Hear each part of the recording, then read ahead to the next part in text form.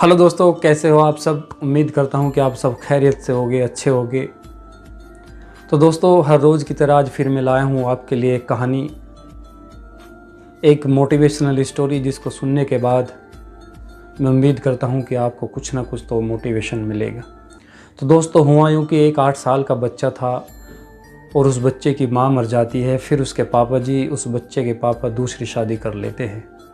तो एक दिन उस बच्चे के पापा अपने बच्चे को पास बुलाकर पूछते हैं, उस 8 साल के बच्चे को अपने पास लाकर पूछते हैं कि बेटा बताओ, जो तुम्हारी पहली वाली माँ थी और ये जो तुम्हारी नई माँ है, इन दोनों में तुम्हें क्या फ़र्क नज़र आता है। पापा की बातें सुनकर वो बच्चा बड़े प्यार से कहता है कि पापा, मेरी जो पहली वाली माँ थी वो झूठी थी और जो मेरी ये नई माँ है ये सच्ची है।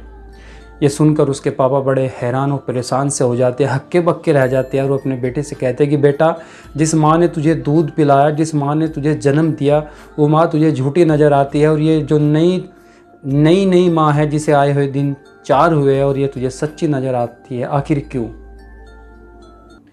तो बेटा अपने पिताजी से कहता है, अपने पापा से कहता है कि पापा जी, जो मेरी पहली वाली माँ थी वो मुझसे कहा करते थी कि बेटा, अगर तू बाहर खेलने के लिए जाएगा, अगर तू मस्ती करेगा तो मैं तुझे खाना नहीं दूंगी।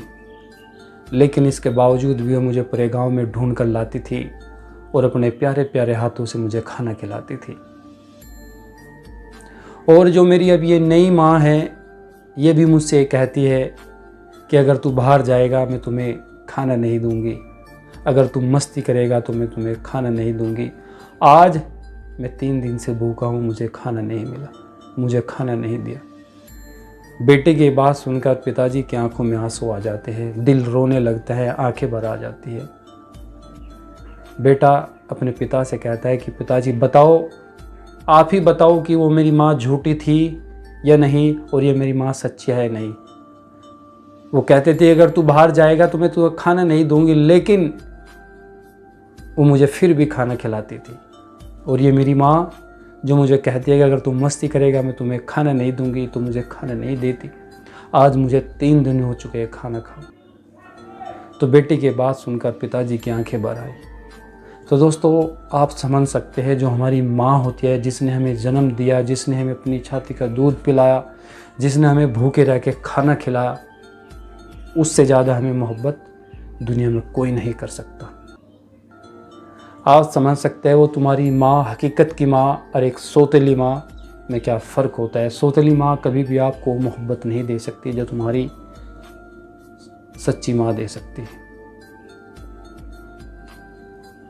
तो दोस्तों, मैं समझता हूँ कि इस कहानी को सुनकर आप ज़रूर कुछ ना कुछ सीखे तो होगे, आपको कुछ ना कुछ मोटिवेशन तो ज़रूर मिला होगा।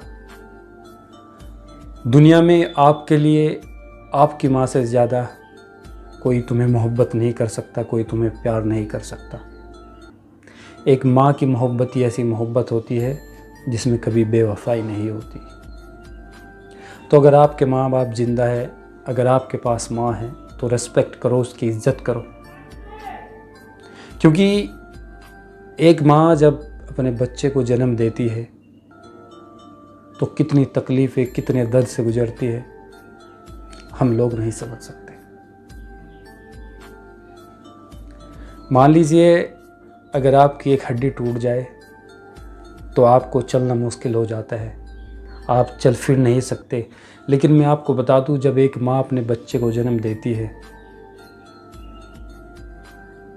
तो वो इतना दर्द महसूस करती है, वो इतनी तकलीफ़ महसूस करती है कि मानो पूरे शरीर की हड्डी तोड़ दी गई हो। तो दोस्तों, हमेशा ऑलवेज़ अपने माँ बाप की रिस्पेक्ट करो, उनकी इज़्ज़त करो, उनसे मोहब्बत करो, उन्हें प्यार दो। कहा जाता है कि माँ के पैरों में जन्नत होती है। इसका मतलब समझते हैं आप कि क्यों कहा गया कि माँ के पैरों में जन्नत होती है। बेटा, माँ के सामने जन्नत की भी कोई औकात नहीं होती, जन्नत की भी कोई हैसियत नहीं है। आप समझ सकते हैं, जो चीज़ पैरों में होती है आपकी नज़र में उसकी कुछ इज्जत होती नहीं होती। इसलिए कहा जाता है कि माँ के सामने जन्नत की भी कोई हैसियत नहीं है, जन्नत से भी बढ़कर है माँ। तो मैं उम्मीद करता हूँ कि आपको इस कहानी से, एक छोटी सी कहानी से कुछ ना कुछ तो ज़रूर सीखने को मिला होगा, कुछ ना कुछ तो ज़रूर मोटिवेशन मिला होगा।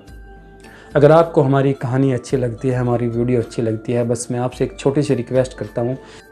तो दोस्तों, मैं उम्मीद करता हूँ कि अगर आपको हमारी कहानी अच्छी लगती है, हमारी वीडियो अच्छी लगती है, तो हमें कमेंट बॉक्स में फीडबैक ज़रूर दे, क्योंकि आपका फीडबैक हमें मोटिवेशन करता है, हमें मोटिवेट देता है, हमें पता चलता है कि हम आपके लिए अच्छा कंटेंट लाते हैं। तो thank you so much for watching this video. और वीडियो ख़त्म होने से पहले मेरी आपसे एक रिक्वेस्ट है कि अगर आप चैनल पे नए हैं तो चैनल को सब्सक्राइब कीजिए, वीडियो को लाइक और शेयर करना ना भूलें। हो सकता है कि आपके एक शेयर से ये बातें किसी के दिल में बैठ जाए। तो thank you so much for watching this video.